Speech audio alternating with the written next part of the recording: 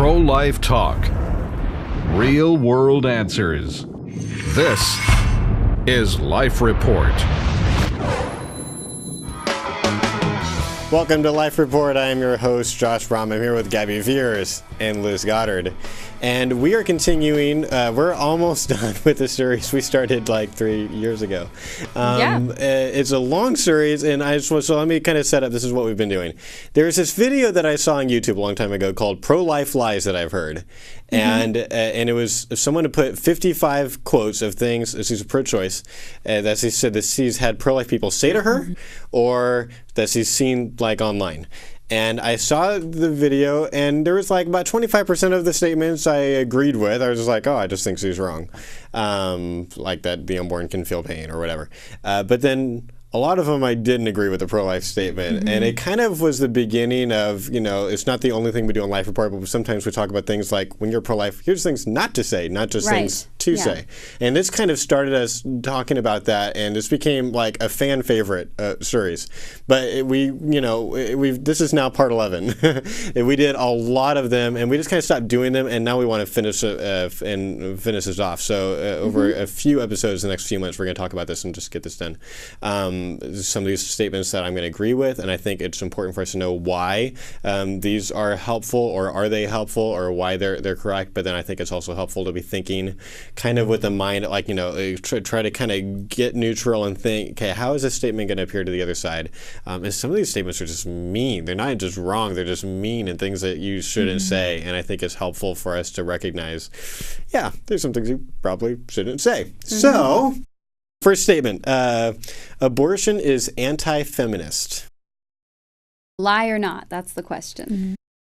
It depends on how you define feminist. Yes. Exactly.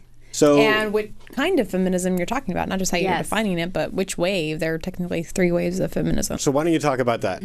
This is not my area of expert knowledge, but sure. There's 3 waves. There are 3 waves of feminism. The first was the wave that came with Susan B. Anthony. The wave for women, the women's suffrage movement. The second wave of feminism, I believe, is the one like the 60s, 70s. And what was that defined by? Second wave of feminism, that was, the sexual revolution, equal pay in the workforce, stuff like that. Third wave of feminism, I'm not completely knowledgeable of that. I guess what's going on now, where women now today are saying, hey, look, we want to have both worlds. We want to have a family and work, and we deserve the right to, have childcare in the workplace. The interesting thing is that through some of my communication classes, I remember learning about different feminist theories. Right. And there's like way more than 7 theories on feminism. Some of them are very basic, and I think it's like the more classical view is called like the liberal view of feminism, if I'm remembering my theories correct, which is more the general equal rights, equal pay, equality with men. But then there's some more liberal theories, more environmental feminism, more gender-oriented feminism that moves more into abolishing gender and things like that. So needless to say, basically all I'm saying is there's a lot of different versions of what the word feminist means. Yes. And I think that's crucial in determining whether or not abortion is anti-feminist. Because I think for the most part, because abortion does take the life of women along with men, then in that general sense of the word, it would seem that it is anti-feminist. It's not promoting more women coming into the world. But I think that people can make the argument that because of the women's rights, because of reproductive rights, or the fact that women having to go through a reproductive cycle means that they're different than men, that not providing abortion would be anti that form of feminism. Because the guy can just walk if she gets pregnant, and she can't just walk. And so by a certain strain of feminism, that would be anti that specific strain of feminism. So in other words, it's a complicated thing, and I don't think you can adequately say that across the board it's anti-feminist, but I think it's pretty fair to say that it's anti bringing more women into the world, and there's an argument that could be made for that. Yeah. I think there's but then I was going to say, on the other side, if you're pro bodily rights trumping any rights that the fetus has, then in that sense it's it is anti-feminist. If feminism means your ability to do with your body whatever you want, someone could make the argument that no, you can't say abortion is anti-feminist because abortion is giving women the right to do with their body what they want. And if they don't want to have to take care of a child through pregnancy, then they should be able to do with their body what they want. And that's the fullest expression of feminism. So I think once again, it goes back to what do you mean by definition. feminism? Yeah. There's an environmentalist named Rosemary Botcher who wrote an essay, Feminism Bewitched by Abortion, and her argument was that the feminist movement has degraded women by portraying them as unable to handle the stress and pressures of pregnancy without resorting to killing their children. Another thought on this, I think it can just be helpful, is you kind of, I don't think people should go and like, I'm going to prove to you why abortion is anti-feminist, but it's like helpful talking points or discussion points with your friends. Pro-choice groups consistently oppose efforts to require that abortion is treated like every other surgery, as far as when it comes to informing the patient of the possible side effects, of its risks. So it seems like they believe that women, aren't capable of making intelligent choices after being presented with those facts. So that doesn't seem like pro-feminist, pro-women. And then the other one would be, what's interesting about public opinion polls on abortion is that the demographic that most supports abortion rights are single dudes. Yeah. I wonder why that White is. males between the ages of 20 and 45 is the most pro-abortion category in the United States because it's a good deal for the guys. They can keep using the woman. They don't have any interruption in anything. They don't have to deal with child support or all those other things. They get a walk away. So our question is, shouldn't men be called upon to do more than just provide money to kill a child? Shouldn't they be encouraged to say to the woman that they've made pregnant, I'll be there for our child. I'll do everything I can for her. And if you're willing to have me, I'll be there for you too. That is what we should be encouraging my generation, the guys in my generation to be, not just, I'm going to be the courageous one here. Here's $300. That's lame. So anyway, okay. So So moving on from the issue, is abortion anti-feminist? One, it's a pretty dumb argument. Take a look at feministforlife.org. They've got some talking points on feminism and abortion. I think that can be helpful. Okay, statement number 2 that was on the ProLife Lies that I've heard video. A pro-lifer apparently made this comment to the person who made this video. Jobs aborted children could have held are now taken by illegal immigrants. My question is that a good or a bad thing? And does it even matter, even if you're saying what you're saying is true? Like, according to my economics brother, illegal immigrants help our economy. Whatever. I don't see what the point is. I don't care who has the jobs that. It's just mixing issues for the sake of mixing issues. Right. You're making a controversial comment about a controversial topic that's not abortion. Related. So how is that possibly going to help? In other words, it doesn't matter. Yeah, it's not why abortion's wrong. I mean, what if that wasn't true? It sounds like an informal fallacy of just, Yeah, so don't ever say it. Yeah. Let's chalk that up in the don't ever say it category. Crappy argument category. Okay. Yeah. This is you think that one's bad here, or it's going to get worse. Women who abort should be sterilized. Yeah, okay. That's a stupid.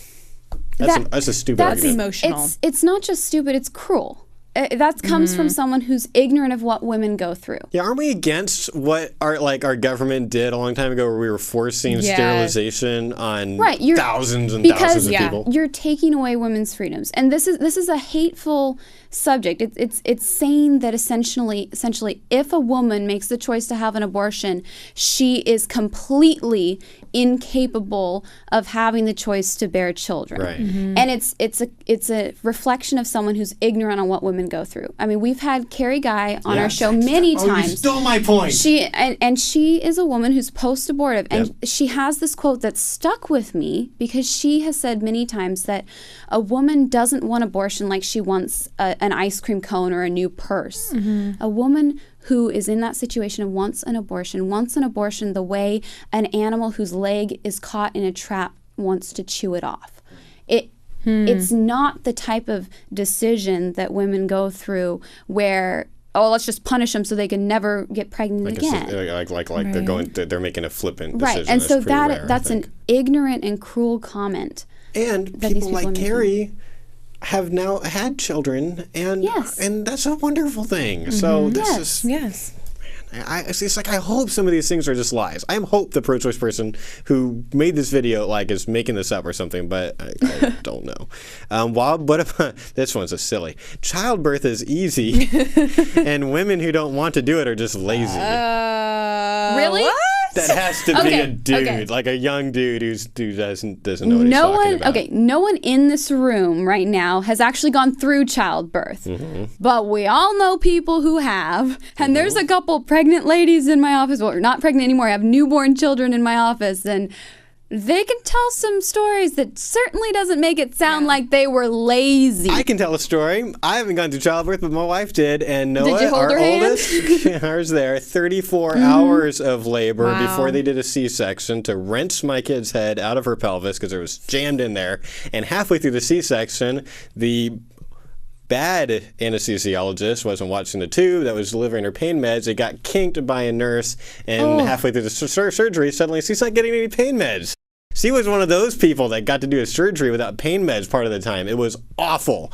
I would never say to someone, childbirth is an easy your wife thing. is just lazy. Oh my gosh. Okay. And there's a lot more complex issues going on with abortion than just laziness. I'm glad that you quoted. It's not Carrie Guy's quote, but it's someone else that she's always quoting. I just think we need to stop treating women that have abortions as if they always do it flippantly. I think what happens is we hear the stat that like 90% of abortions roughly are socioeconomic reason. So it's like they're in college right now, and this is the wrong time to be having a kid, or it's their career, or maybe they've had more, they've had as many kids as they want is kind of the reason that's become more common in recent years versus 30 years ago. And so we say socioeconomic reasons versus hard cases like rape and incest, life or health of the mother, fetal deformity, things like that. Those are kind of what people call the hard cases. But more people agree that you shouldn't have abortions for the socioeconomic reasons. But then I think we take it too far and we act like women are doing it flippantly. Right. I'm not going to say that never happens. I was in Minneapolis to do a fundraiser for the local CPC network, and I looked up Minneapolis the abortion stats, and that state is horrible because you actually find it's more specific abortion stats than I've ever seen. We know how many women last year in that state had their 8th abortion, 9th abortion, 10th abortion, and it's in the dozens had their 10th abortion. And so I'm not going to say it never happens for birth control or flippantly, but I don't think it's nearly as often as we. So I just don't want to go there. And even in situations where women have had multiple abortions, and I know 2 different women who have had more than 5 abortions each, that doesn't mean that they're being flippant. Yeah. And that doesn't mean that they're not going through a painful time and they're going through a grieving process. Exactly. And if you don't know that about women, then you're ignorant on the issue and you need to not make statements that you're not qualified to make. Yeah. And until you go and you speak to women who have been through that situation, you don't have the ability to judge their attitude or their heart. Right. And that's why I said at the fundraiser, when I quoted those stats, I said no one knows better how to help those women who are hurting than these pregnancy care centers. Yes. So, yeah. Okay. Here's one that I actually, for those of you that are frustrated with the awful pro-life statements, here's one we can agree on. Planned Parenthood lies to women. Yes. I agree with this. But when we first started doing this series, I didn't put this at the top of the list because I didn't feel like we had enough evidence. And I feel like now we have some evidence. And this is, if you go to liveaction.org, we've had Lila Rose and some other Live Action staff on the show before. I don't endorse every single thing they've ever done, but I like a lot of what they've done. And one of the projects they did more recently was called the Rosa Acuna Project. And there's 3 videos, and the whole point of the project was they went in with the undercover, the hidden camera thing, and found people at Planned Parenthood centers saying things that are demonstrably false about fetal development to their to supposedly their patient. That were outright lies. Yeah. So like Appleton, Wisconsin, someone said that the heartbeat is when the fetus is active in the uterus, can survive, which is about 17 or 18 weeks. Yeah. No, heartbeats at like 3 weeks. And in Indianapolis, the staffer said that there is no risk to future pregnancies, which Planned Parenthood's own research debunks. Like you have a higher miscarriage rate if you have an abortion. So things like, I think that's true sometimes. There's clear, demonstrable, and recent evidence that Planned Parenthood does lie to women. So they need to know that and be able to get their facts elsewhere. Yeah. If you want to be super careful with your terminology, you could say some Planned Parenthood staffers have been caught lying to women. And that doesn't mean everybody. It may be because they have not been trained well, or they've, just like some pro-lifers do, they'll just say what they've been hearing for years. Sure. Instead of like really researching fetal development. Or it may be deliberate. So I mean, we can't determine. Right. It's hard to know. We can't judge the intention, but all we know is they don't train their staffers well to deliver factual. To know about fetal development or whatever. I mean, it seems like, it could be a systematic thing, because when you look at the statutory rape stuff, where it seems like over and over and over they've been caught, hiding statutory rape very, very deliberately. It seems like there's a systematic issue. They keep on saying, we're going to redo the way we do our training, but here's some things never to say to a pro-choice person. Because these just make me so mad. This is like, oh my gosh. It's just that people said this. And these are things that people said to this individual, or she saw in writing somewhere. Or she saw in writing somewhere. So not all were said directly to her. Some of these are probably YouTube comments, which I know no one thinks of YouTube commenters as being the most intelligent. Yeah. It's pretty scary. In other words, these statements are real, which is scary. So what do we have? You could say that the unintelligent nature of YouTube comments is a systemic thing. Yeah. Yes. Okay. Here's an awful one. Teen mothers are whores. Okay. So rule number one. Okay, go ahead. What is the definition of a whore? Okay, a woman who engages in promiscuous sexual intercourse, usually for money. Obviously, that's not the case. Okay, so by that definition, you're Almost talking ever. about someone who's engaging in prostitution. Yeah. By that If they're definition. underage, that's pretty much sex trafficking. Yeah. So that's not true. Like, I don't think I can explain how much this hurts my heart to know that pro-life people ever say these things. And no, I don't think this is most pro-life people. No. I think most of the pro-life movement are kind-hearted, loving people. Maybe they aren't trained to ask the best questions or use the best arguments or whatever. That's why we're here. Or it's one of the reasons that we're doing this show. But I think there's like this vocal minority and then when I go and read pro-choice blogs or liberal blogs or websites and people talk about this stuff, it's just what we become known for. It's that vocal minority thing, and it's one of the biggest things harming, slowing us from progress. And statements like this, you have to ask yourself, what's the purpose of this statement? There's no constructive purpose to that statement. The only thing is hate and anger. So someone's making that statement probably out of some kind of a personal history. I don't want to play psychologist here, but out of some kind of an anger issue that is probably unrelated to the conversation, or some kind of a hate issue that doesn't need to be brought in. There's nothing constructive that's going to help the pro-life discussion in a comment like that. You're just name-calling, and you're not even doing it accurately. Right. Oh gosh, this is just painful. And not all teen mothers are, promiscuous. I mean, Gabby and I were talking, both of our grandmothers, I know we're talking about a different time era, but both of our grandmothers were married and having kids at 16 and 17 or as teenagers. Yeah. So they could have been teen mothers. Don't you call my grandma a whore? Yeah. Really? God. Really? I just can't. This is just bothers me. Yeah. Here's this a dumb thing. No mother would ever kill her child. Well, first of all, Andrea Yates. There's a whole list of women that have killed their toddlers. Yes, and older than toddlers or 8-year-olds. And okay, for one, the statement on its face value is false, because we know that unfortunately in our courts and in our system we do have mothers who kill their own children. But I think that what might be trying to be said in that is that no real mother, no legitimate mother would want to kill her children. And what is a real mother? Well, and it's not a helpful statement, because so are we saying that real mothers shouldn't have abortions, but illegitimate mothers should? Like, that, it's not helpful. No, I think what it's saying is, like, if you're a real mother and you really love your kid, or you wouldn't do that. But I mean, the problem is that people who have abortions don't want to be mothers. Yeah. So it's not helpful. Or don't think they're mothers. Some people think being a parent is a consent-based thing. So it's like, I'm a mother as soon as I give birth, because at that point I've basically kind of signed an invisible contract to care for this kid, or gift it for adoption. But I think, we disagree. I would say, I think you made a really good point on labor board.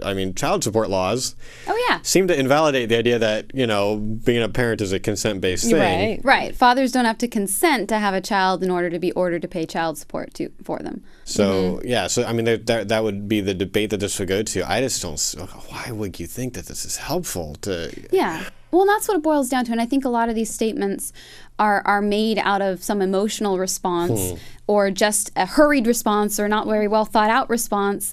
And so they haven't thought about what's the purpose of my statement. But so imagine you get to the point of a conversation where both of you are making just purely emotional... Informal fallacies, which I think you could probably classify a lot of these things as some kind of informal fallacy. This is just awful. Okay, here's the last one we're going to do. And then I want us to this is the last one we're going to do. Women, I don't even know what this means. Okay. Women don't know what they really have. Okay. Well... What do you think this means? I've got an idea. The general kind of, I think, cliche is that you don't know what you have until it's gone. Right. And the statement they might be trying to make is women don't really know what they have in having an unborn child. So maybe this is coming from someone who wants to get pregnant but can't. Okay. Sure. Yeah, that would be one perspective. That would be a great response. That wasn't my idea, but of someone. But okay, that statement of you don't really know what you have until it's gone, or it is pretty much true for all of us. I don't really know what I have or how good I have it, but I don't think it's clear enough to be really an argument either way. I thought it might be someone making like a fetal development thing, like you don't know what is in you, like that is a living human organism that has got a beating heart probably by the time that you found out you're pregnant, and that if you just let it grow and develop, then it will, there's nothing essential, there's no essential DNA added, at birth or whatever. And so I thought maybe that might, they don't know what they have, they don't know what they have, they have a baby versus a blob of tissue, or whatever. Which is probably true for many cases. They don't really have that understanding of fetal development, but again, this is just too vague to I think call it either way. And I think let's just say it's that for sake of argument. Okay. I think that is that they don't know enough about fetal development. That's true sometimes for women that have abortions. I know women that have come out that have regretted their abortion and said, if I only knew that my child had X, Y, and Z, then I wouldn't have had my abortion. But no one told me. No one at Planned Parenthood or wherever told me anything that lied to me about my product of conception. But then there's some women that know what's going on with their baby's development, have decided they're going to have an abortion anyway. It's not necessarily a good argument, but you can see its effectiveness in a way. We have pregnancy care centers, and we know that a very high percentage of women in the 80 or 90 percentile who have a sonogram and see essentially what they have inside, that they do have a 80 or 90% change of heart to keep their child. But usually, especially if they see the ultrasound in a pregnancy care center, right? If they see the ultrasound, they know some of the facts and receive some counseling. But there's always that percentage that doesn't, that still disagrees. So it's not a strong argument, but it's something to maybe consider. Here's the point of this series. This is so hard for me to talk about these statements, especially now that we've already covered in this series so many of the ones that I agree with, and we're running out of things I can agree with, and so many of these are just bad. Here's the point. Don't be a weird pro-life person.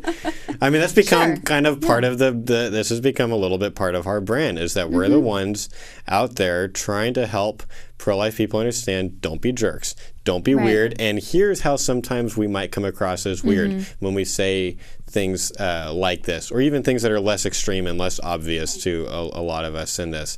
Learn to be a good ambassador for Christ. If you want to do that, I think one of the good places to go is our website, prolifepodcast.net. This is one of the things that we're talking about on a regular basis is really looking at the complicated, what do you do when you're online as a pro-life person? That one's a hard one. And it's really hard. So we've talked, and we're going to keep talking about that. How do you do the hard things? How do you be a good ambassador for Christ while you're engaging people on a college campus, right? And so if you want to get good at that, go to prolifepodcast.net. Everything that we've recorded is archived. There's over 160 hours now of free audio that you can just check out and download and listen and become a more skilled ambassador for Christ. That's our show. Have a great week. You've been watching Life Report, Pro-Life Talk, Real World Answers. Life Report is produced by Right to Life of Central California. Visit their website at fresnoprolife.org.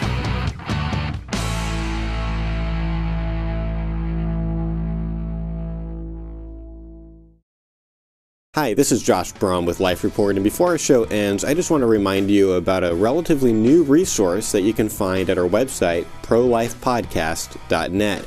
I've been recording listener mail videos in response to emails that are sent to us through the show. A long time ago, in the early Life Report days, we would do kind of special listener mail shows, or we'd just spend an episode kind of responding to a few emails that people had sent in. And now, just because it helps me to respond to people faster, we haven't been doing that anymore. I just sit down in front of a webcam in the studio and just record a very informal and yet thorough response to a question that a pro-life person who's a listener to the show has emailed in. So here's just a few examples of the types of topics that you can find me responding to if you go to prolifepodcast.net. You can scroll all the way down to the bottom. There's a list of categories. One of those categories is listener mail, if you're looking specifically for these. I've responded to some kind of tactical questions like how to effectively narrate the debate. It's a term we use. Narrate the debate when people refuse to answer our reasonable questions. What do you do when the person you're talking to states that their mind is closed on an issue?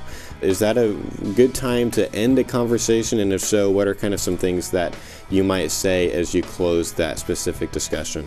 I've also talked about the most important question to ask when somebody states that the unborn is not a human being. And there's been some listener mail videos that are more specific to apologetics, like how to respond when people call the unborn a potential human being.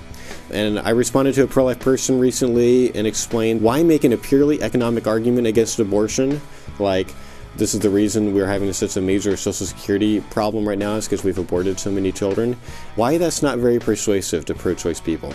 I responded recently to an email from Ashlyn, who was debating abortion with somebody who responded that parents should have the right to kill their children until they are 18 years old. She wanted to know what she should have said, and I gave her some thoughts on that. I also responded to the issue of a pregnant Chinese immigrant who attempted suicide, and in the process, her baby died. She's now being charged with feticide, and pro-choice people are freaking out, and I gave some thoughts on what should we think about that situation. All these videos and more you can find at our website for free at prolifepodcast.net. That's prolifepodcast.net.